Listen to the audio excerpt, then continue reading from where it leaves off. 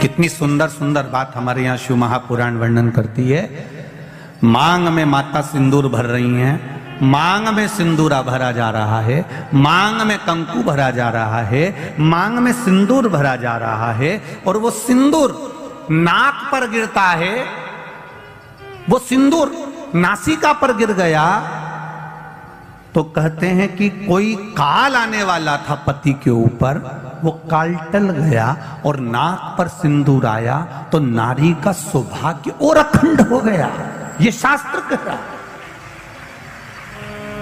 और सिंदूर भरते समय वही सिंदूर अगर भूमि पर गिर गया तो अब देखिए जरा, देवी भागवत को उठाकर पढ़िएगा, वो सिंदूर जो मांग में भरा जा रहा है और नाक पर गिर गया तो शुभ होगा, पति की उम्र बढ़ाएगा, घर में बच्चों का विवाह होने वाला होगा, कोई अच्छी सूचना आने वाली होगी। मांग में भरने वाला सिंदूर नाक पर आकर गिरता है तो कोई सूचना अच्छी मिलने वाली होती है, कोई बंधन कटने वाला होता है, कुछ अच्छा हमारे परिवार में होने वाला होता है, पति की उम्र बढ़ने वाली होती है, कोई रोग आने वाला था वो कट रहा होता है। और वही सिंदूर अगर भूमि पर मांग में भरते समय गिर जाता है तो समझ लो कि कुछ ना कुछ ऐसा काम होने वाला है कि मेरी आंख में आंसू आएंगे, वो निश्चित है,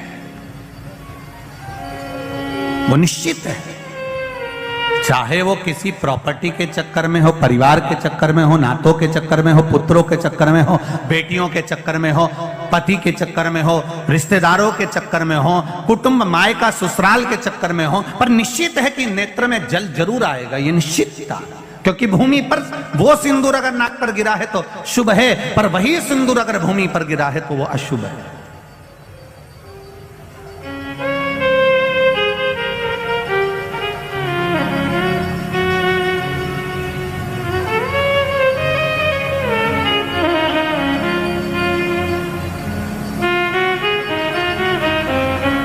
बहुत ध्यान देना जरा, प्रसाद शिव महापुराण की कथा चल रही है। संपूर्ण देशवासियों की मेरी माताओं से निवेदन है, मेरे इन भाइयों से निवेदन है, उसको जरा ध्यान से सुनना। आप सालासर बालाजी गए, आप मेहंदीपुर बालाजी गए,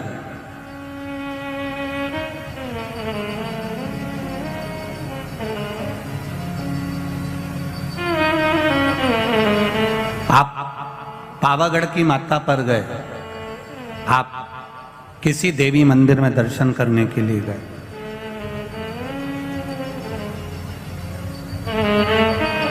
वहां से उन्होंने हनुमान जी के मंदिर का सिंदूर लिया और तुम्हारे माथे पर लगा दिया। समझना जरा कथा को बहुत अच्छे से।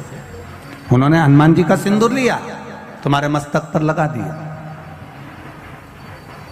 अब मस्तक पर आपने अगर सिंदूर लगाया है और हनुमान जी महाराज का या देवी जी का या भगवान का सिंदूर आपके मस्तक पर लग गया है तो वो सिंदूर कम से कम शास्त्र कहता है 2.5 घंटे तक आपके मस्तक पर रहना चाहिए।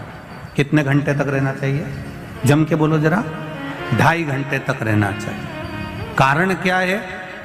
भगवान के चरण का अगर कोई कुंकू या सिंदूर हमारे मस्तक पर लगाया गया है, वो 2.5 घंटे तक रहे, उसके बाद उस सिंदूर को किसी नैपकिन, कपड़ा या अन्य चीज से पोंछ देते हैं। पोंछने के बाद वो गलत जगह पर टंग जाता है, लोग उसका गलत हाथ का प्रयोग कर लेते हैं। वो जितनी जगह गलत जगह जाता है उतना दोष हमको लगते चले जाता है। इसलिए उस सिंदूर का क्रम है कि कोई पुष्प है, उस पुष्प से उस सिंदूर को लगा लिया जाता है, कोई पत्ती है उससे सिंदूर को लगा लिया जाता है, उस पुष्प को फिर विसर्जन में, अगर विसर्जन में नहीं रख सकते तो अपने घर में जो गमला होता है जिसमें पौधा लगा होता है, उस पौधे में उसको डाल दिया जाता है, जिससे वो सिंदूर उसमें मिल जाए और हमारे घर में सदा रहे। पर हमने कोई टाविल, होटल में ठहरे तो होटल के टाविल से पोंछ दिया, कहीं ठहरे थे तो दीवार से पोंछ दिया, कहीं लगा दिया, उसका दोष है, उसका दोष।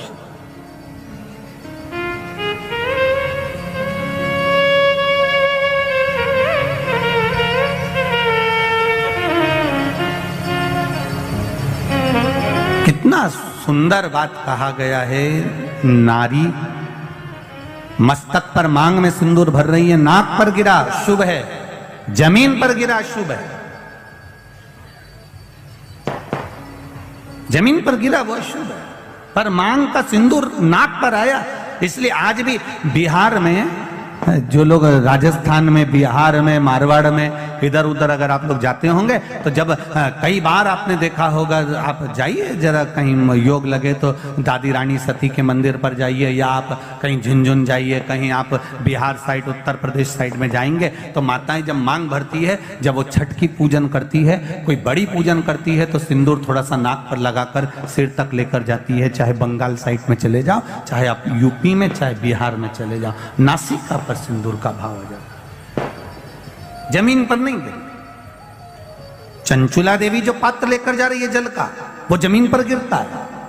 चंचुला देवी दूसरा पात्र उठाती है, फिर भगवान के मंदिर में पूजन करने जाती है। आपने उठा लिया, बाल्टी में से पानी भरा, कई लोग शंकर जी के मंदिर में पानी चढ़ाने की जल्दीबाजी होती है, तो बाल्टी में से पानी उठाया, पानी भरा, इतने में डालने जा रहे थे और बाल्टी में वो लोटा जो है, वो जल का पात्र जो है, कई बार हाथ से फिसल कर बाल्टी में गिर जाता है। मतलब समझो उसके पीछे कोई कारण हो सकता है।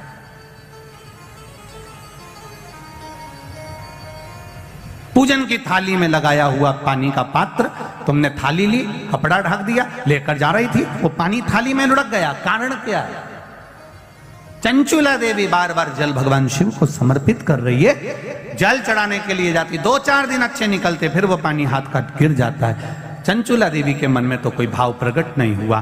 पूजन कर कर कर कर कर कर थक गई चंचुला देवी, पर महादेव प्रकट नहीं हुए। महादेव ने ये नहीं कहा कि मैं तुम्हारे पति के लिए पार्वती जी के साथ में जोड़ा बांधकर बैठ जाता हूं और तुम्हारा जजमान पद मैं ग्रहण करता हूं। ये शंकर भगवान नहीं बोले चंचुला देवी से, एक बार भी नहीं बोला, शब्द ही नहीं बोले। और जब चंचुला देवी बार बार जल चढ़ा रही है, शिव प्रकट नहीं हो रहा है, तब चंचुला देवी के मन में भाव जागृत हुआ, तो तुमरुका जी के पास में गई। बाबा तुमरुका जी के चरणों में जाकर निवेदन किया। श्री शिवाय नमस्तुभ्यम का जब जाप शिव महापुराण में हो, उसके बाद अपने दिल की बात बाबा से जरूर कहा।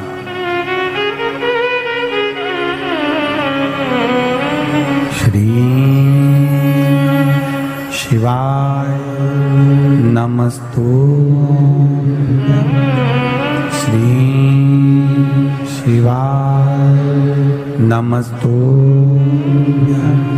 श्री शिवाय नमस्तुभ्यम, श्री शिवाय नमस्तुभ्यम, श्री शिवाय नमस्तुभ्यम।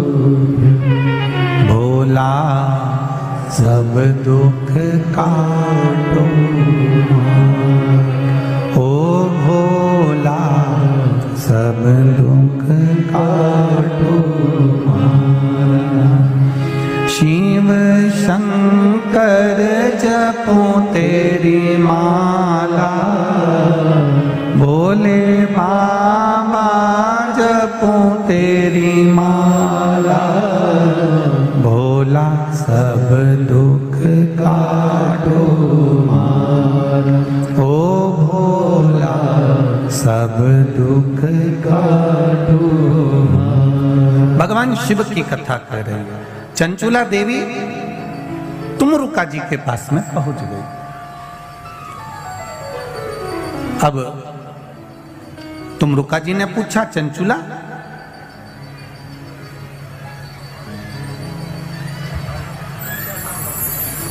तुम यजमान ढूंढने के लिए गई थी शिव महापुराण के लिए, किसी को जोड़े से बिठाना है, आप ढूंढने गई थी, कोई मिला? चंचुला देवी कहती हैं, मैंने पार्वती जी से पूछकर शिव जी की आराधना करी, भगवान शंकर को जल चढ़ाया, शिव जी की पूजन करी, पर शंकर भगवान प्रसन्न ही नहीं होते, प्रकट ही नहीं होते। कारण क्या है? तुमरुका जी ने कहा, तुम्हारे पूजन करने से शंकर प्रसन्न नहीं हो रहे? नहीं हो रहा। कारण क्या है? पता नहीं।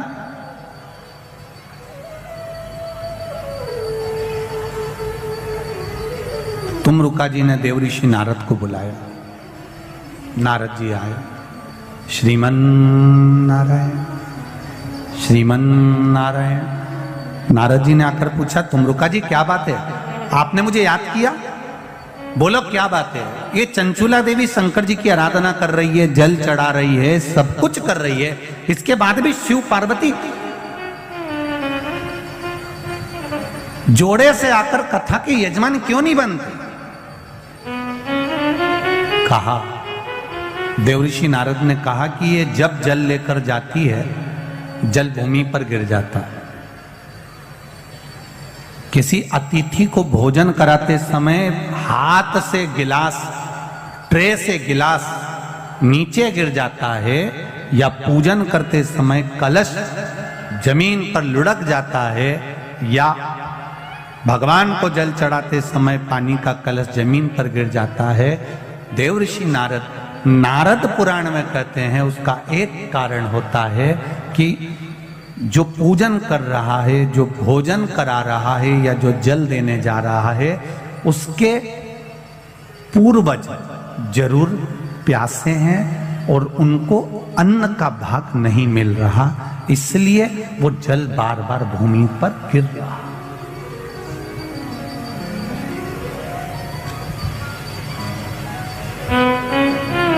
आपके साथ में भी अगर ऐसा होता हो,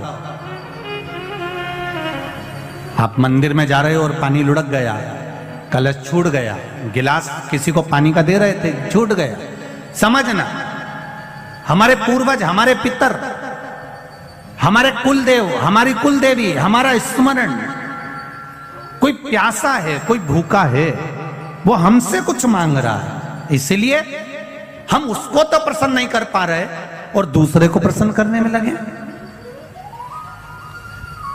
हम कई बार कथा में कहते हैं, आज फिर कह रहे हैं, घर में धर्म पत्नी विराज रही है, घर के अंदर धर्म पत्नी रह रही है, तो कभी भी उससे प्रसन्न होकर बात नहीं करता, और ना जाने फोन पर जब भी बात करेगा तो चेहरे पे स्माइल रहती है।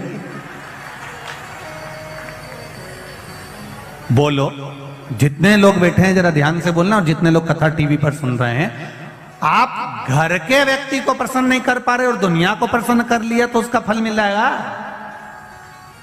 पितृ घर के दुखी, देव घर के दुखी, कुलदेव घर के दुखी, और आप दुनिया को जल दे रहे, उसका लाभ क्या? तो कहा इसका कोई कारण तो जरूर है, इसका कोई तत्व तो जरूर है, इसलिए मेरे शायद ये जल जो है प्रसन्न नहीं हो रहा है। इसका कारण क्या हो सकता है? तो कहा इसीलिए प्रसन्न नहीं।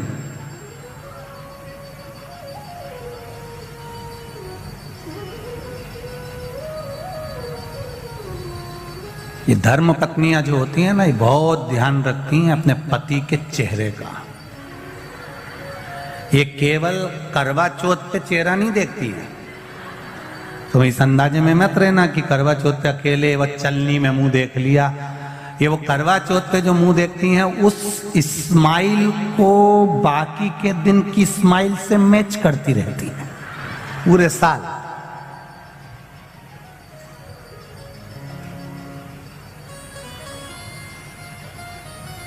ये देखती रहती है। महाराज, अब चंचुला देवी को मालूम पड़ गया, देवऋषि नारद ने कह दिया जरूर इसके घर के पूर्वज बिंदु को जल नहीं मिला है, पूर्वज को जल नहीं मिला, जरूर कोई बात है, क्या करा जाए? देवऋषि नारद ने कहा, अब यह बात तो तुमरुका जी बता सकते हैं कि शंकर भगवान पितरों को कैसे संतुष्ट कर सकते, पूर्वजों को कैसे संतुष्ट कर सकते? वह हाथ से पानी गिरना कैसे बंद हो सकता है? जल का पात्र ले जाते समय गिरना कैसे बंद हो सकता है? वो कैसे बंद हो सकता है? ये तुमरुका जी कर सकते हैं। तुमरुका जी ने चंचुला देवी को देखा। चंचुला जी कहती हैं मुझे कथा करवाना है, आप कुछ भी करो, पर देव ऋषि नारद कुछ बताओ कि मेरे ये भोलेनाथ राजी हो जाएं और शंकर पार्वती कथा का रसतत्व ग्रहण करें। आप कहो कुछ। तुमरुका जी ने कहा, चंचुला तुम शिव जी की आराधना तो करती हो, पर कभी तुमने शंकर भगवान पर पंचामृत समर्पित नहीं करा। जरा ध्यान दीजिएगा, भगवान ब्रह्मा और भगवान विष्णु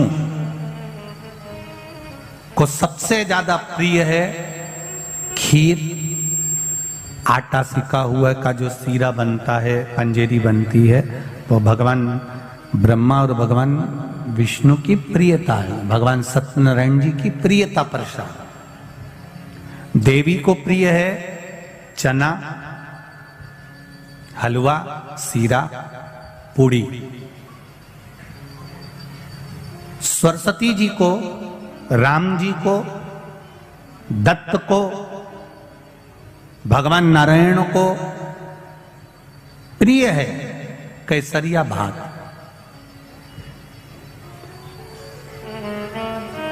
पर 33 कोटि देवी देवताओं में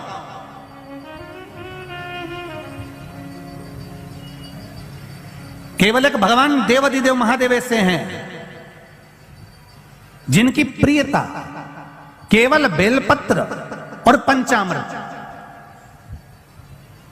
आप जरा अच्छे से समझ जाना, बहुत ध्यान लगाकर सुनना, बेलपत्र और पंचामृत है। तो कहा पंचामृत तो स्नान के काम आता है भगवान को। दही चढ़ाओ, पंडित जी बोलते हैं, दूध चढ़ाओ, शहद चढ़ाओ, शक्कर चढ़ाओ, दूध चढ़ाया, जल चढ़ाया, गंगा जल चढ़ाया, ये सब तो हम भगवान के स्नान में काम लेते हैं। नहीं, अगर आप शिव जी को एक कटोरी में पंचामृत बनाकर ले जाते हैं, दूध, दही, शहद, घी, शक्कर, ये सब मिलाकर यदि आप लेकर जाते हैं और ले जाकर भगवान शंकर के सामने समर्पित करते हैं, एक बेलपत्री अशोक सुंदरी, अभी तक आपने जो बेलपत्री चढ़ाई है अशोक सुंदरी के ऊपर, डंडी का मुख जहां से पानी बहता है उस ओर रखा जाता है।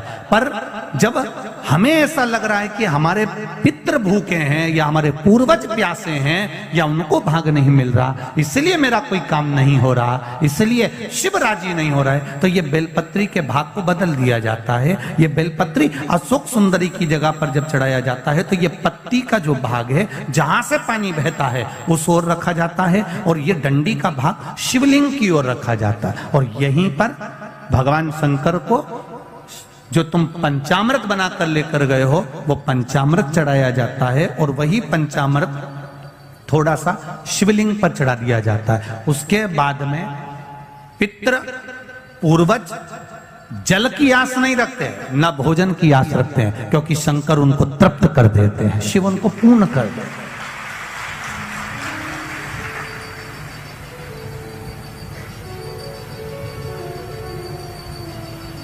एक अंतर आप थोड़ा सा ध्यान लगाइएगा, दूध, दही, शहद, घी, शक्कर सब मिलाकर कटोरी बनाकर फ्रिज में रख दो या फ्रिज के ऊपर रख दो या रसोई घर में रख दो। दूध, दही, शहद, शक्कर मिलाकर पंचामृत मिलाकर वही पंचामृत शंकर जी के सामने ले जाओ, वही पंचामृत सत्यनारायण भगवान के सामने ले जाओ, वही पंचामृत भगवान की पूजन में ले जाओ।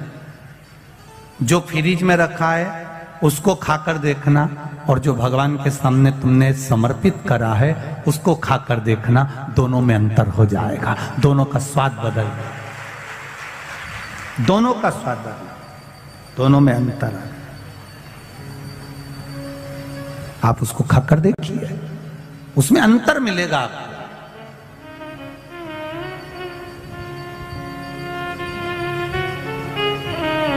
मेरे नारायण के सामने पहुंचा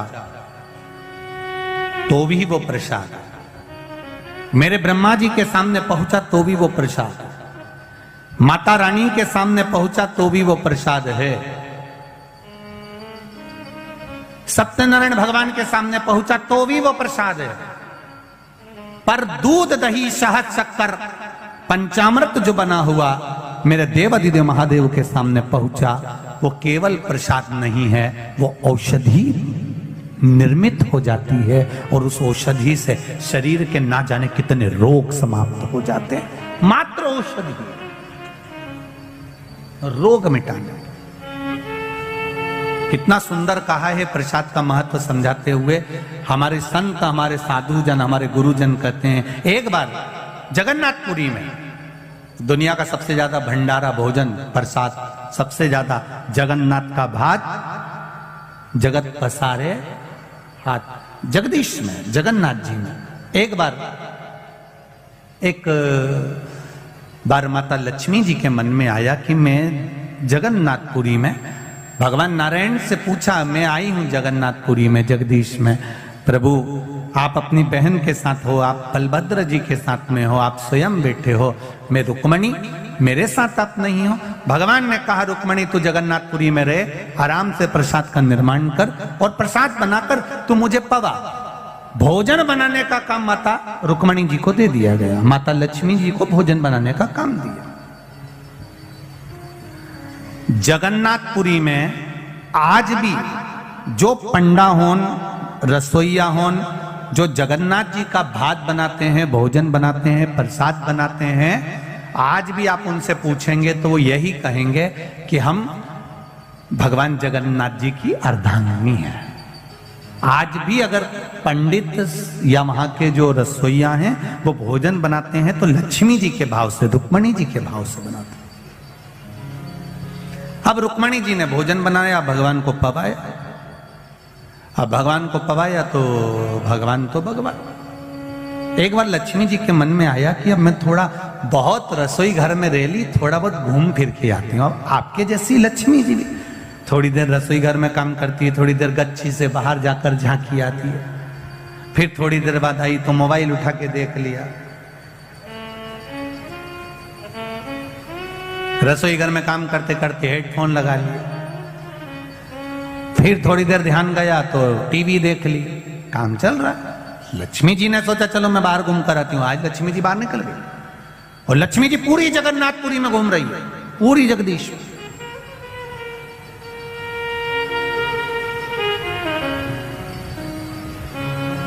सुबह का समय था, लक्ष्मी जी ने कहा आज मैं ब्रह्म मुहूर्त में जाकर देखती हूं कि किस किसके द्वार सजे हैं भगवान जगदीश के लिए, किसकी यहां प्रसन्नता हो रही है भगवान जगन्नाथ जी के लिए, कौन आदर कर रहा है, जरा मैं जाकर देखती हूं। अब लक्ष्मी मैया जो चली, पंडाओं के यहां पहुंची तो पंडा हूं तो आराम से सो रहे थे। दूसरों के यहां गई तो वो दूसरे भी आराम से सो रहे थे। केवल एक सुबह सुबह झाड़ू लगाने वाला स्वीपर जो था, झाड़ू लगाने वाला जो था लक्ष्मी जी, उसको देखती है कि बताओ ब्रह्म मुहूर्त में उठकर, सुबह से उठकर झाड़ू लगा रहा है, आज तो मैं इसी के घर जाऊंगी। और लक्ष्मी जी सुबह सुबह सुबह सुबह जहां झाड़ू लगा रहा था उसी के झाड़ू लगाते लगाते लक्ष्मी जी उसके पीछे पीछे चलने लगी। हमारे सनातन धर्म में आज भी शुभ माना जाता है अगर स्वीपर झाड़ू लगाए और वहां से आप निकल कर चले जाओ तो जरूर कोई शुभ कार्य होने वाला होता है, उसकी सूचना हमारे यहाँ दी जाती है। तो जेठ जो होता है वो थोड़ा ना थोड़ा तो एड़ता है। बहू ने हमारे को तो पूछा ही नहीं, बहू ने हमको प्रणाम करा ही नहीं, बहू ने हमको पानी पिलाया ही नहीं। अब रुक्मणी जी ने सबसे पहली थाली बलभद्र जी की रखी, बलभद्र जी ने नहीं खाया। भगवान कृष्ण बैठे रोटी का टुकड़ा तोड़ने लगे, उन्होंने देखा मेरा भाई भोजन नहीं कर रहा, क्यों नहीं कर रहा? भगवान कृष्ण ने पूछ लिया, दाऊ दादा क्या बात है, आप भोजन नहीं कर रहे? दाऊ दादा बोले बस मेरे को भूख भूख नहीं लग रही है, आज मेरा मन अच्छा नहीं है। अब इनके क्या मालूम कि बहू को देख लिया था शॉपिंग मॉल में, अब इनको क्या मालूम कि ये भोजन क्यों नहीं कर रहा है। कई कई जेठ हो उनका तो मुंडा जब भी देखो तब खुला, मेरे बहू पूछती भी है लाओ मैं पानी ला दूं, भाई ने भी पूछा चाय मंगवा दूं क्या, नहीं मेरे को पीना ही नहीं, मेरे को नहीं पीना, लाओ। भगवान कृष्ण ने पूछा दाऊ दादा सबसे पहले भोजन आप करते हो, अरे आपको भूख नहीं लग रही? नहीं मेरे को भूख नहीं लग रही, मैं भोजन नहीं कर, और इसके हाथ का तो बिल्कुल ही नहीं करूंगा। अब तो कन्हैया को संपट पड़ गई। कन्हैया ने सोचा जरूर कोई बात है, जरूर कोई बात।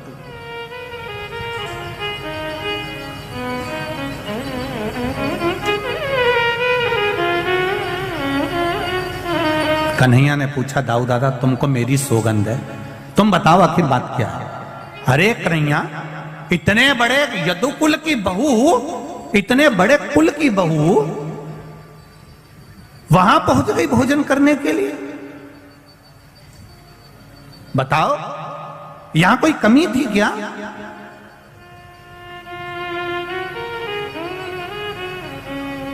दाऊ दादा मैं भोजन नहीं करूंगा। भगवान कृष्ण से कहा, रुक्मणी जी ने आप तो भोजन कर लो। भगवान कृष्ण कहा मुझे भी भोजन नहीं करना। अब भाई का पक्ष तो लेना ही पड़ता है, नहीं करूंगा। रुक्मणी जी ने कहा ठीक है करो। दोनों की थाली उठा के साइड में धर ले। ताऊ जी ने कन्हैया से कहा, बताओ स्वारी तक नहीं बोल रही, एक बार कम से कम क्षमा तो मांगना चाहिए कि गलती हो गई।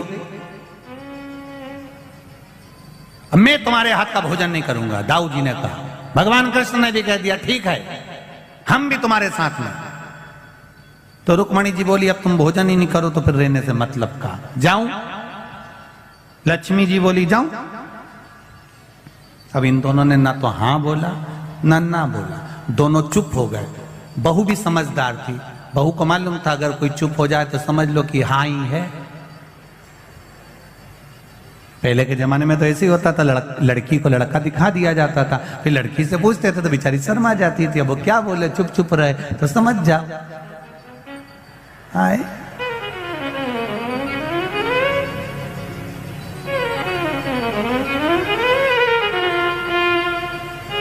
वो तो कहीं कहीं अगर दिक्कत आ जाती है, जैसे एक जगह एक नई लड़की की शादी हुई और बेचारा पति को पहली बार लड़की को लिवाने के लिए, बहू को लिवाने के लिए ससुराल आ गया। तो उसने कहा चलो, अब पत्नी ने सिखा दिया था, देखो तुम मेरे घर आओ ना तो थोड़े से अच्छे से आना, ऐसे तुम्हें ना हर कभी खेत खलियान जैसे इधर उधर घूमते रहते ऐसे मत आ जाना, थोड़ा मर्यादा से आना और बहुत समझदारी की बात करना। मेरे घर के लोग सब पढ़े लिखे। उन्होंने कहा तू चिंता मत कर, मैं भी उनसे ज्यादा पढ़ा लिखा हूं।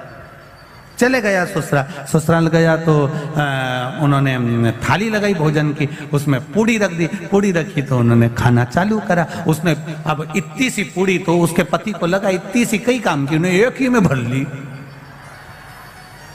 अब एक ही में जो भरी तो इतने में पत्नी ने भी तुरंत हाथ जोड़कर धीरे धीरे कहा, इशारा करके, मतलब 2 टुकड़े तो कर लो पूड़ी के। अब इसको लगा कि पत्नी बोल रही है एक की जगह 2 खाओ। इसने 2 पूड़ी, एक इस हाथ में एक इस हाथ में, दोनों उठा के मुंह में,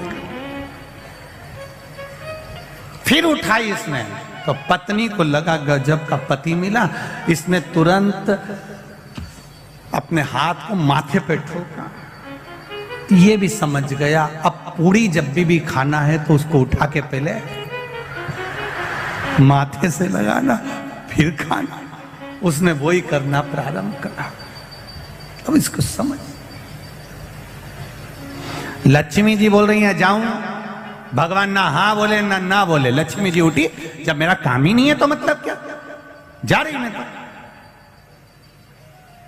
पत्नी भोजन बनाए और पति के लिए बनाए और पति नखरे करे कि खाए नहीं, मेरे को तो खाना ही नहीं खाना, तो फिर उसने भी कह दिया मत खाओ, ये पड़ा, मैं तो ये चली गई। वो लक्ष्मी जी ने फिर कहा सुन लो मैं जा रही हूं। भगवान कुछ नहीं बोले। दाऊ जी ने कन्हैया से कहा, एक बार मुंह से नहीं निकला कि क्षमा मांग ले, कि अब के बाद मैं खाना खाने मानी जाऊंगी, नहीं बोले। लक्ष्मी जी चली। लक्ष्मी जी ने कहा मैं चली गई ना तो सोच लेना, फोन भी नहीं लगाओ, फिर मत कहना तुम मेरे से, और मैं गई ना तो फिर समझ लेना। इतने में दाऊ जी बोले कन्हैया जान दे अब अच्छे से ही। लक्ष्मी जी के में ये चली। जो लक्ष्मी जी चली और जगन्नाथपुरी का मंदिर छोड़ के लक्ष्मी बाहर आई, जैसे ही आई भगवान के जितने सोने के जेवर थे सब गायब। रात के समय लक्ष्मी जी जो निकल के चली, सोने के पलंग पर दाऊ जी और कन्हैया सो रहे थे, पलंग गायब, नीचे पड़े। अब लक्ष्मी तो लक्ष्मी, कपड़े में भी लक्ष्मी थी, सारे कपड़े गायब हो गए। कर्पूर गौरम करना तारम हो गए। अब पूरे मंदिर से राजसी सुख चले गया। ब्राह्मण भी लक्ष्मी के बल पे थे। जितने पंडा सब आभूषण पहने थे, लक्ष्मी गई, सब गया, सब खाली। लक्ष्मी गई, कोई दर्शन करने ही नहीं आया। भगवान बैठे शांति से, कोई भोजन लेकर आएगा, अब कौन आए? अन्नपूर्णा भी लक्ष्मी, धन वैभव कपड़ा सत्ता सब लक्ष्मी, सब चली गई।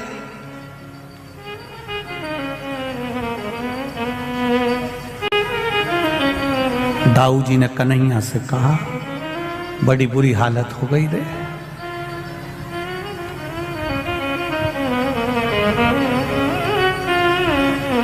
बहू जब आती है खूब वैभव लाती है, भले वो दहेज में कुछ नहीं लाई पर खुशियां बहुत लाती है। और बहू जब झगड़ा कर कर जाती है ना, इसके पिताजी ने भले 1 लाख रुपया भी खर्च नहीं कराओ पर तुमसे 25-30 तो पहली किस्त में मांगती है अदालत से, और लिख के भेजती है, हमारे पिताजी ने शादी में इतना खर्चा करा था, इतनी की दौलत थी, इतना का सामान था, इतना का सह था, लाओ। सबको हिला देते। लक्ष्मी जी ने भी हिला दिया। अब भगवान भूखे रहने लगे। भूखे रहे तो भगवान ने सोचा अब क्या करें। भगवान सोचे चलो एक काम करते हैं, थोड़े से कपड़े चेंज करते हैं और छोटे से कोई रूप बदल के कम से कम कहीं भिक्षा ही मिल जाएगी तो खा लेंगे। समुद्र के तट पर भगवान बैठ गए। जैसे ही बैठे कोई आया और भगवान को लाई देकर चले गए। लाई जानते हो, वो धान की लाई नहीं होती, दिवाली पे चलती है, वो लाई देकर चले गया। लक्ष्मी जी को मालूम पड़ा कि भगवान को खाने के लिए लाई मिल गई। लक्ष्मी जी ने पवन देव को बुलाया, समुद्र की लहर में से ऐसी हवा फेंको कि इनके पल्लू में जो बंधा हो सब हवा में उड़ जा। अब पवन देव ने भी सोचा है इनकी मानना जरूरी है। तुरंत उन्हें हवा चलाई, लाई गया, परमल गायब। दाऊ जी ने कन्हैया से कहा ये जरूर लक्ष्मी ने करा होगा। भगवान बोले अब क्या कर सकते हैं। दाऊ जी ने कहा वो नहीं आ रही तो क्या हुआ, कन्हैया अपने घर की बहू है, कम से कम तुझे लेके तो आना चाहिए। भगवान कृष्ण बोले तुम्हारे चक्कर में ही तो गई है, नहीं तो मैं तो बहुत एडजस्ट करके चल रहा था। 16,108 को एडजस्ट करने में कितना समय लगता है तुम नहीं जान सकते। सबको संभाल के चल रहा, परंतु अब जा लेकर आओ उसको। ढूंढेंगे कहां पर, ढूंढो उसको, कहां गई। सब दूर ढूंढा। दाऊ जी ने कहा मुझे मालूम है कहां मिलेगी, वहीं झाड़ू लगाने वाले को वहीं मिलेगी। लक्ष्मी जी वहीं बैठी थी अंदर। कन्हैया पहुंच गए रूप रखकर, भिक्षाम दे, भूख लगी। अंदर से आवाज आई, ले ओ बाबा। अंदर से लक्ष्मी जी ने आवाज लगा कर कहा नहीं रुको, दोनों को अंदर बुलाओ, दोनों को बिठाकर भोजन कराओ। आज भरपेट भोजन जब दाऊ जी और कन्हैया करने के लिए बैठे, दाऊ जी ने जो रोटी का टुकड़ा मुंह में लिया, चावल खाना प्रारंभ करा, दाऊ जी ने कन्हैया को कोनी मारकर कहा ऐसा लग रहा है जैसे बहू भोजन बनाती थी ना, वही की वही स्वाद है। कन्हैया बोले अब अंदर जा भी नहीं सकते, देख भी नहीं सकते कि भोजन किसने बनाया है, फिर भी मुझे लग तो वही रहा है कि उसी ने बनाया है, अंदर बैठी बना रही होगी। जो कन्हैया ने अंदर झांका, झांक कर क्या देखा कि वो झाड़ू लगाने वाले के यहाँ रोटी मेरी महारानी लक्ष्मी बना रही थी, प्रेम से प्रेम। कन्हैया ने कहा लक्ष्मी तुम चलोगी नहीं? लक्ष्मी जी ने कहा चलूंगी तो सही, पर मेरे कुछ वचन हैं वो आपको याद रखना पड़ेगा, कुछ नियम है उसको आपको याद रखना पड़ेगा, कुछ शर्त है, तब मैं कंप्रोमाइज करूंगी। छोरा छोरी का जब कंप्रोमाइज होता है तो शर्त पर होता है। क्या शर्त है? पहला शर्त, इस प्रभास क्षेत्र को, इस पूरे क्षेत्र को जहां जगन्नाथ जी निवास करते हैं, इसको मेरे नाम से जाना जाए, श्री क्षेत्र कहा जाए। भगवान ने कह दिया आज से जगन्नाथपुरी को श्री क्षेत्र कहा जाएगा। दूसरा वर, आपके यहां पर मंदिर में जब प्रसाद आए तो उसमें जात बिरादरी का, वर्ण का कोई भेद ना हो। कोई सेठ भी है और कोई गरीब भी है, कोई ब्राह्मण भी है, कोई क्षत्रिय भी है, कोई शूद्र भी है, कोई वैश्य भी है, एक जगह पर बैठकर भोजन पाए, यहां वर्ण विभाजन ना हो। उस प्रसाद और तीसरा वर जो जगन्नाथपुरी में मांगा गया, उस प्रसाद के तत्व को जानने का प्रयास करिएगा।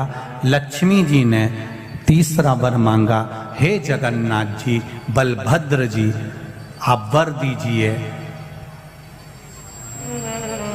आप वर दीजिए। जब जगन्नाथपुरी में जो भोजन का निर्माण होगा, उस भोजन के निर्माण में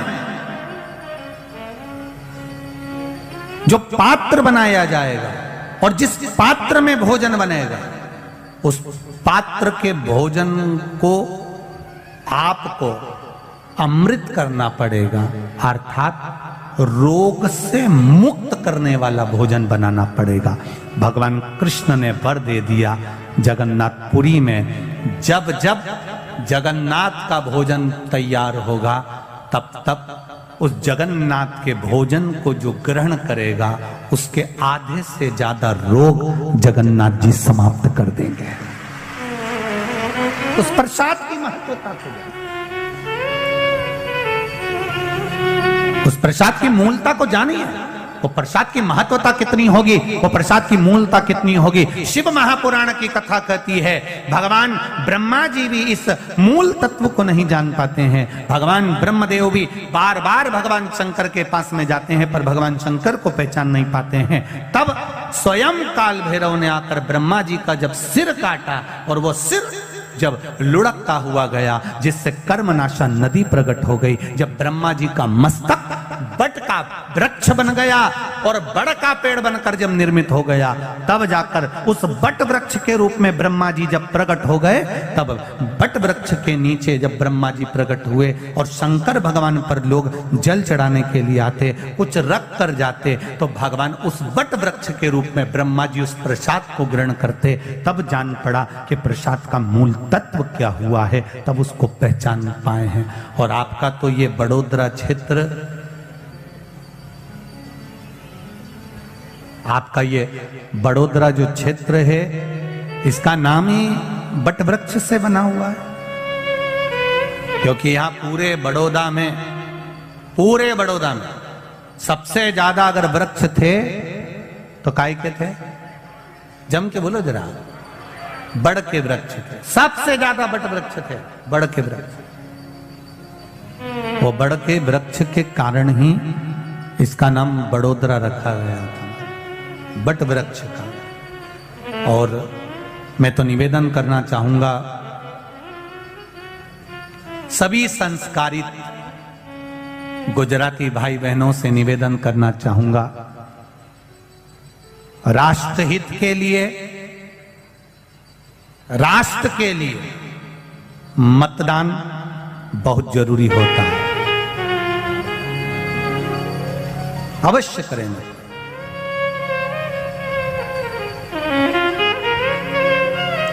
और अपने मत का प्रयोग करिए, जिससे इस राष्ट्र का उत्थान हो, राष्ट्र का आनंद हो। मान शिव कथा कह रही है, पूरे बड़ोदरा में बट वृक्ष ही बट वृक्ष थे। भगवान ब्रह्मा जी का जो कटा हुआ सिर है, उस शीश से, भगवान ब्रह्मा जी का शीश से बड़ का पेड़ उत्पन्न हुआ। उस बट वृक्ष की भी मूलता हमारे यहाँ शिव महापुराण की कथा करती है। जब घर में अधिक मात्रा में क्लेश होता है, बहुत ज्यादा मात्रा में, कहीं पति पत्नी का तलाक चल रहा है, केस चल रहा है, भाई भाई में लड़ाई चल रही है, बहनों में लड़ाई चल रही है, परिवार में अगर क्लेश चल रहा है, तो हमारे यहाँ बटकेश्वर महादेव का पूजन किया जाता है। कौन से महादेव? जम के बोलो जरा, बटकेश्वर महादेव। अब बटकेश्वर महादेव के लिए आप शंकर भगवान को ढूंढने नहीं जाना है, आपको केवल बड़ के पेड़ के नीचे जाना है और जो मट्टी का ढेला पड़ा हो उसी मट्टी के ढेले पर आप केवल एक लोटा जल चढ़ाकर आ जाइए। वो बटकेश्वर महादेव का फल, पूजन का फल हमें प्राप्त हो जाता है। देखिए पूजन एक पत्र है,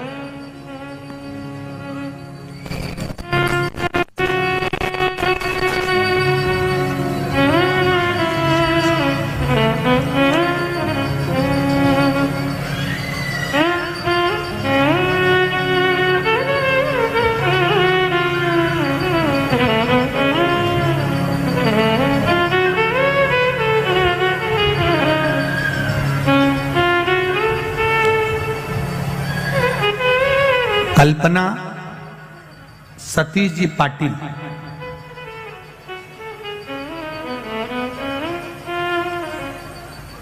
कहीं बैठी हो तो जरूर हाथ हिलाइएगा। कल्पना सतीश जी पाटिल।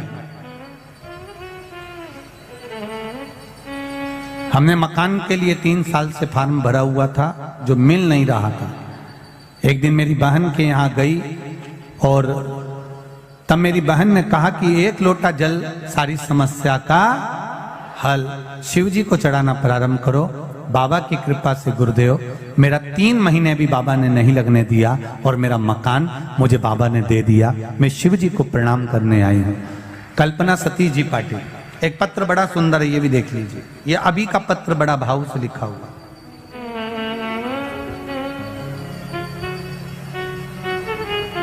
मेरा नाम शाह वैशाली है। मैं अकलेश्वर गुजरात से आई हूं। कहीं बैठी हो शाह वैशाली जी तो हाथ हिलाइएगा। जहां भी बैठी हो आप हाथ हिलाइएगा।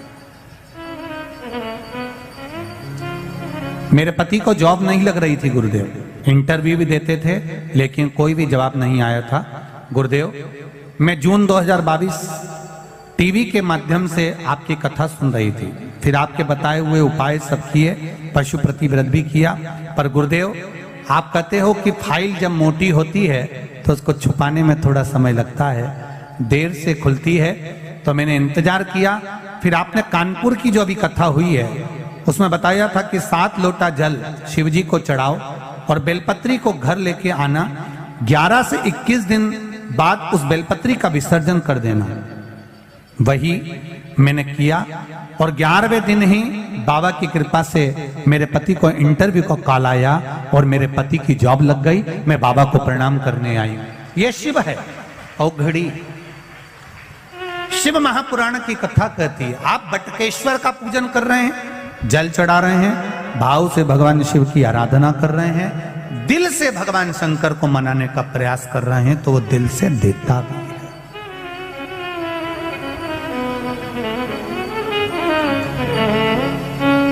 थोड़ा ध्यान दीजिएगा।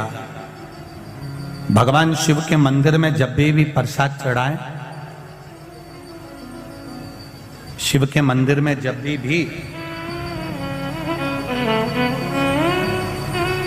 आप कोई सामग्री लेकर जाएं, या तो सामग्री में बेलपत्री डाल दें, और अगर बेलपत्री नहीं डालें तो उस बेलपत्री के केसे, उस सामग्री के केसे भी 3 हिस्से कर दें।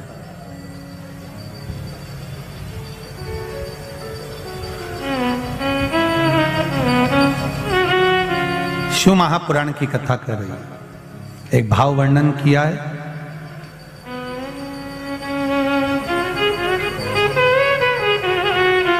जब केवल एक ही तरह का प्रसाद एक ही पात्र में हम भगवान के शंकर जी के सामने रखे और उसमें हमने बेलपत्री नहीं रखी, या उसको हमने हाथ से 3 हिस्से नहीं करे, या थोड़ा सा भाग हमने अलग नहीं करा, तो उसमें महाराज भगवान शिव के जो गण हैं उनका हिस्सा हो जाता। पहला चंदेश्वर का, दूसरा चंदाशु का, तीसरा चंडाली का, चौथा विश्वसेन का और पांचवा चंड का हिस्सा उस प्रसाद में हो जाता। शिव महापुराण की कथा कर रही है, भगवान शंकर का चरित्र कह रहा है कि भगवान शिव के सामने जो भी हम भगवान के सामने प्रसाद रखें उसमें बेलपत्र अवश्य चढ़ना चाहिए या थोड़ा सा भाग में अंतर कर देना चाहिए। जैसे आप भगवान शंकर के सामने रखें, आपने चिरौंजी रखी, चना रखा, चूरमा रखा या कोई दही का पंचामृत रखा, उसमें भी आप एक बेलपत्र समर्पित कर सकते हैं। क्यों?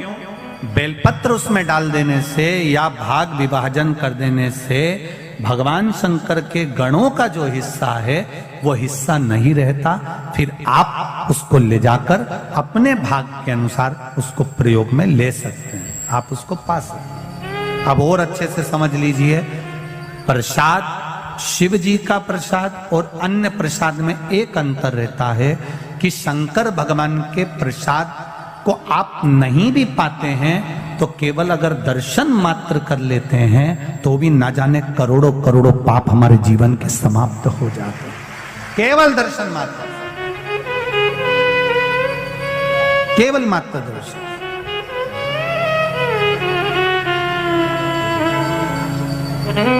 इसीलिए शिव कथा कह रही है महाराज, मेरे सिर पर रख दो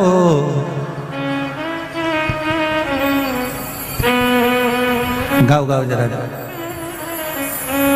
मस्त रहूं तेरी मस्ती में, मेरे सिर पर रख दो अपना हाथ, मस्त रहूं तेरी मस्ती में, अब दया करो है भोलेनाथ, मस्त रहूं तेरी मस्ती में, अब दया करो हे भोलेनाथ, मस्त रहूं तेरी मस्ती, भाव से, अब दया करो है भोलेनाथ, मस्त रहूं तेरी मस्ती में, अब दया करो हे भोलेनाथ, मस्त रहूं तेरी मस्ती में, मेरे सिर पर रख दो अपना हाथ, मस्त रहूं तेरी मस्ती में, मेरे सिर पर रख दो अपना हाथ, मस्त रहूं तेरी मस्ती में, अब दया करो हे भोलेनाथ, मस्त रहूं तेरी मस्ती में, अब दया करो हे भोलेनाथ, मस्त रहूं तेरी मस्ती में, रहूं तेरी मस्ती में, मैं मस्त रहूं तेरी मस्ती में, मैं मस्त रहूं तेरी मस्ती में, मैं मस्त रहूं तेरी मस्ती में, मैं मस्त रहूं तेरी मस्ती, हार हार अपने स्थान पर बैठकर भगवान शंकर के मूल मंत्र का स्मरण करते हुए आप सभी को आनंद करते हुए भाव भक्ति के साथ में श्री शिवाय नमस्तुभ्यम के मूल मंत्र का स्मरण करें और अपने दिल की बात बाबा देवाधिदेव महादेव से भाव के साथ में करें। श्री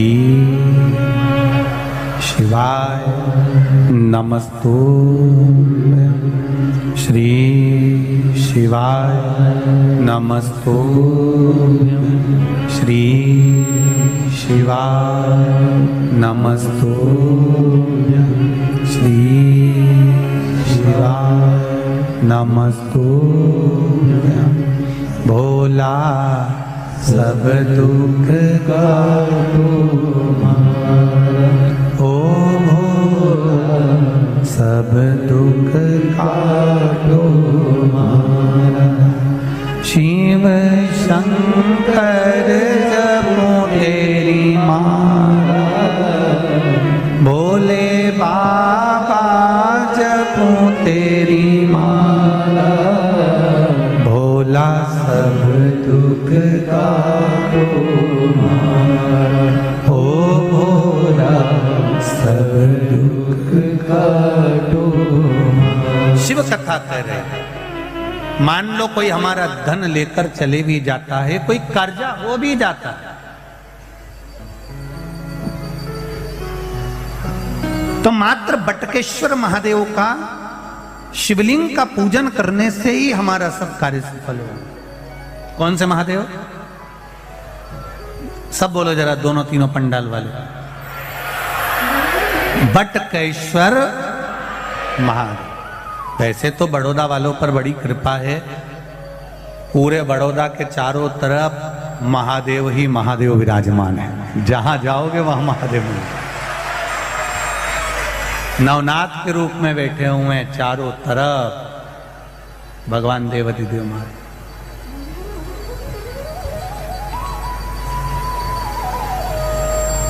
कुछ तो कृपा है शंकर जी की बड़ोदरा वालों पर, जो शंकर जी इनको गोदी में लेकर बैठे हुए हैं और चारों तरफ महादेव बैठे हुए हैं। कुछ तो कृपा बड़ोदरा वालों पर शिव जी की है, करुणा है, कुछ तो कृपा। और बची कुची थी तो ये शिव महापुराण की कथा मिल गई। भगवान शिव की दया उदारता मिल गई। शिव कथा कह रहे हैं, भगवान देवादिदेव महादेव का संवाद कर रहा है। भगवान ब्रह्मा जी को भगवान शिव ने अर्धनारीश्वर स्वरूप का दर्शन दिया। भगवान शंकर जब ब्रह्मा जी अपनी चित्त से भटक रहे थे, तो चित्त को स्थिर करने के लिए, मन को स्थिर करने के लिए अर्धनारीश्वर का ब्रह्मदेव को जब दर्शन दिया, महाराज ब्रह्मा विष्णु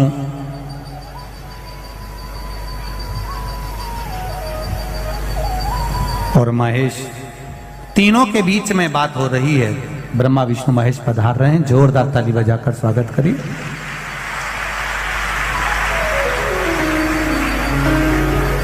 ब्रह्मा विष्णु महेश तीनों के भीतर विचार करा कि सृष्टि की रचना का क्रम क्या करना है। तब भगवान ने अर्धनारीश्वर स्वरूप का दर्शन देते हुए ब्रह्मा और विष्णु ने सभी ने भाव से दर्शन दिया। तीनों की तीनों आपस में निर्णय लेते हैं, ब्रह्मा जी को राजपथ बताते हैं और सुंदर सृष्टि के वर्णन का, विकास का वर्णन किया गया। सबने मना कर दिया। तब मैंने पशुपति व्रत करना प्रारंभ करा और बाबा से विनती करी, बाबा मेरे घर में 2 बेटियां हैं, आपकी कृपा से। दुनिया के लोग कुछ ना कुछ कहते रहते हैं, इस झोली को एक बार फिर भर दीजिए। बाबा की कृपा से मैंने पशुपति व्रत पूर्ण किया। कुबरेश्वर धाम पहुंच गई सीहोर, और कुबरेश्वर धाम पर जाकर मैंने फरवरी 2020 की कुबरेश्वर धाम की रुद्राक्ष वितरण वाली कथा श्रवण करने बैठ गई। जब कुबरेश्वर धाम की उस कथा को सुना तो मैंने भी कंकर शंकर को हाथ में रखकर कह दिया कि अब तुझे संभालना है और मुझे एक बार गोदी और भरना है। बाबा की कृपा से वहां से आई और प्रभु की कृपा से मेरे घर में पुत्र का जन्म हुआ है। मैं बाबा को यहाँ पर प्रणाम करने आई हूँ, उसका फोटो भी लगा रही हूँ। ये शिव कृपा, ये शंकर की उदार। तेरी कृपा बिना न हिले एक भी अणु। बैठिए दीदी बैठिए। तेरी कृपा बिना न हिले एक भी अणु, लेते हैं श्वास तेरी कृपा से तनु तनु। बखान क्या करूं मैं राखों के ढेर का, चपटी भभूत में खजाना कुबेर का। ये आपका विश्वास है, ये आपकी दृढ़ता है, ये आपका भरोसा। ये इतने जो पत्र आते हैं रोज, पत्रों का जो ढेर लगता है, ये आपके विश्वास का ही तो प्रतीक है, आपके भरोसे का ही तो प्रतीक है।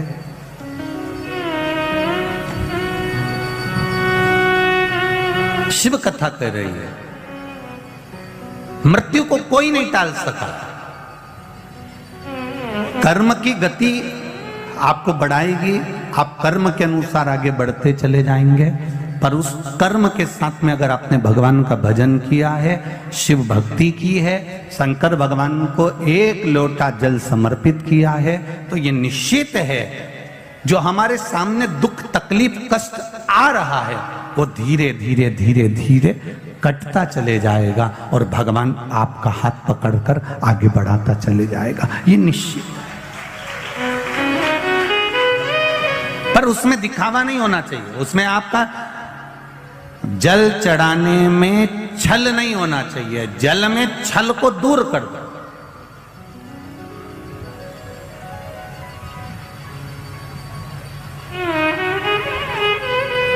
एक भक्त ने श्री कुम्मन दास जी एक बार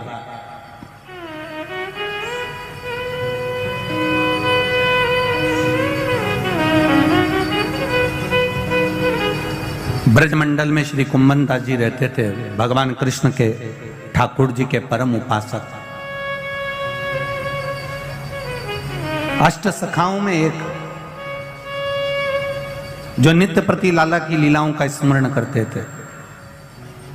एक बार उन्होंने अपने पुत्र रघुनंदन से कहा, रघुनंदन तुम ठाकुर जी की सेवा में लग जाओ, मुझे वृंदावन में थोड़ा सा प्रवचन देने के लिए बुलाया गया है। अगर मैं नहीं जाता हूं इन संतों के बीच में, इन साधुओं के बीच में, इन गुरुओं के बीच में, अगर मैं प्रवचन देने के लिए नहीं पहुंचूंगा तो लोग कहेंगे कि इनको अभिमान आ गया, इसलिए मुझे जाना पड़ेगा। रघुनंदन ने पूछा, पिताजी सेवा कैसे करना है? बस मैं सामग्री बनाकर चले जाऊंगा, प्रसाद बनाकर सामग्री रखकर चले जाऊंगा, तुम ठाकुर जी को अरोगा देना, अरोगा कर प्रसादी रख लेना, मैं आऊंगा पालूंगा, आप भी पाले।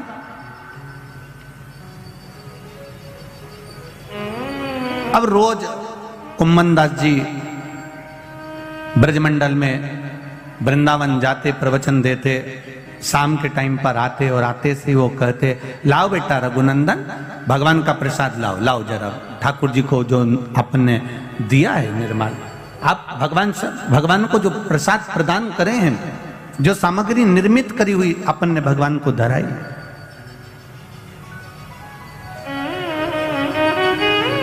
लाइए जरा लाओ। रघुनंदन ने कहा कि भगवान की प्रसादी, हाँ वो तो भगवान पूरी खा गए। कुम्भन दास जी बोले, ऐसा हो नहीं सकता कि भगवान पूरी खा जाए। नहीं नहीं नहीं, एक बार भगवान के सामने मैंने प्रसादी रखी और भगवान के सामने रखकर मैं बैठ गया और भगवान से कहा, तुम रोज आते थे, रोज खाते थे, पिताजी तुमको भोग लगाते थे, आज आए क्यों नहीं हो? आपको आना पड़ेगा। छोटा सा बच्चे का रूप रखकर भगवान आते हैं, खाकर चले जाते हैं। कुम्मन दास जी को लगा मेरा बेटा झूठ बोलना चालू कर दिया, इसको भूख लग रही होगी तो खाना चालू कर दिया। रोज 1 दिन हो गया, 2 दिन हो गया, 8 दिन हो गए, 10 दिन हो गए, पर रघुनंदन भगवान का प्रसाद कुम्मन दास जी को नहीं देता। आज कुम्मन दास जी के मन में आ गया कि चलो मैं जरा एकांत में खड़े होकर देखता हूं कि रघुनंदन प्रसाद का करता क्या, आखिर वो प्रसाद जाता कहां है।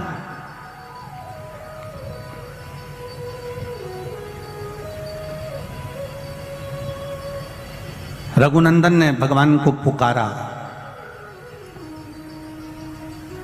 आइए लाडले भोग लगाइए। भगवान बच्चे का रूप रखकर आए। आज कुम्मन दास जी ने एक काम करा था, जब प्रवचन देने जा रहे थे तो उससे पहले लड्डू बनाकर रख दिए थे कि आज लड्डू का प्रसाद भगवान को धराया, और रखकर कुम्मन दास जी चले गए। रघुनंदन ने भोग लगाया। भगवान बाल्य अवस्था का स्वरूप धारण कर छोटे से बालक का रूप रखकर आए। कुम्मन दास जी पीछे से खड़े होकर देख रहे हैं कि आखिर होता क्या है, ये प्रसाद जाता कहां।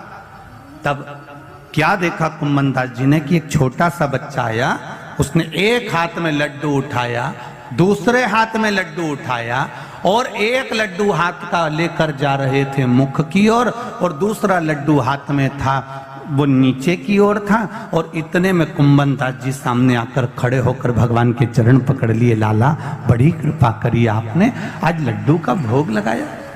भगवान ने कहा, कुम्मन दास तुमने मुझे ये प्रसाद का लड्डू खाते हुए देख लिया, अब संसार के लोगों के लिए, पूरी दुनिया के लिए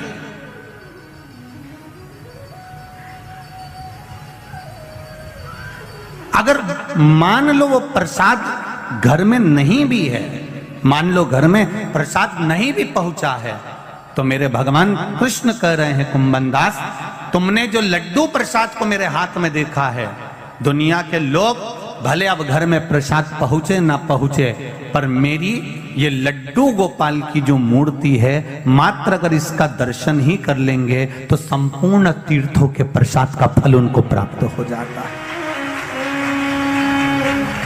आपके यहां भी होगी लड्डू गोपाल की प्रतिमा।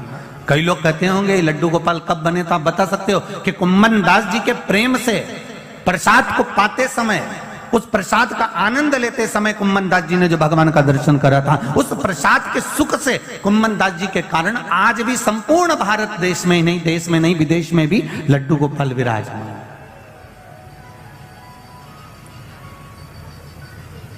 प्रसाद की मूलता को कुंभन दास जी किया, जैसे घर में कोई भोजन करने आया, शंकर जी के मंदिर में आप जल चढ़ाने जा रहे हो, पूजन की थाली लगाकर पूजन करने बैठ रहे हो, वृक्ष के नीचे जल चढ़ाने जा रहे हो, हाथ में पानी का लोटा है, ट्रे में गिलास है, किसी अतिथि को, किसी ब्राह्मण को, किसी साधु को, सन्यासी को, तपस्वी को, साधक को, उपासक को, अतिथि गण को या भगवान को, या भगवान को जल चढ़ाने जा रहे हो, या पूजन की थाली रखने जा रहे हो, उसमें जो लोटा रखा हुआ है या अलग से लोटा पकड़ा हुआ है, वो लोटा, वो गिलास, पानी का भरा हुआ पात्र जब नीचे गिरता है, अपन कहीं जा रहे हैं, किसी को जल देने जा रहे हैं, किसी को पानी पिलाने जा रहे हैं, किसी भगवान शंकर के शिवालय में जल चढ़ाने जा रहे हैं, और अगर वो जल का पात्र नीचे गिर जाता है तो प्रसाद शिव महापुराण की कथा कहती है वो शुभ नहीं माना जाता, उसको शुभ नहीं कह सकते, उसको शुभ का सूचक नहीं दे सकते। प्रसाद शिव महापुराण की कथा कहती है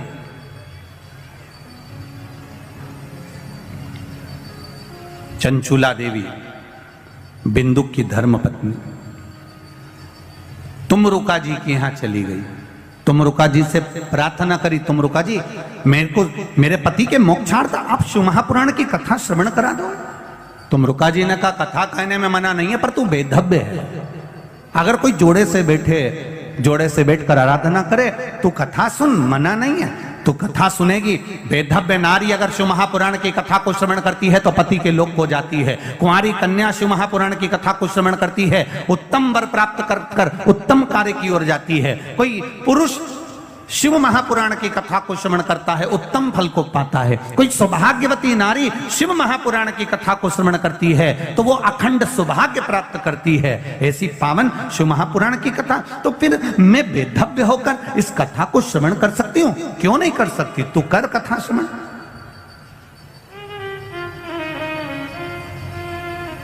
चंचूला देवी ने हाथ में जल लिया, भगवान देवाधिदेव महादेव से प्रार्थना करने जा रही है कि मेरे पति के लिए मैं शिव महापुराण की कथा करवा रही हूं, पर यजमान नहीं है, कोई जोड़ा मेरे पास में नहीं है। माता पार्वती जी ने कहा चंचूला देवी तुम शिव की आराधना करो, शंकर की आराधना करो, वो तुम्हारे यजमान बनेंगे, वो कथा के यजमान बनकर बैठेंगे, जोड़े से मैं बैठूंगी। अब चंचूला देवी पानी लेकर जाती है शंकर जी के मंदिर में चढ़ाने के लिए। जितनी बार चंचूला देवी जल लेकर शिव के चरणारविंद को शिवलिंग पर चढ़ाने के लिए जाती है,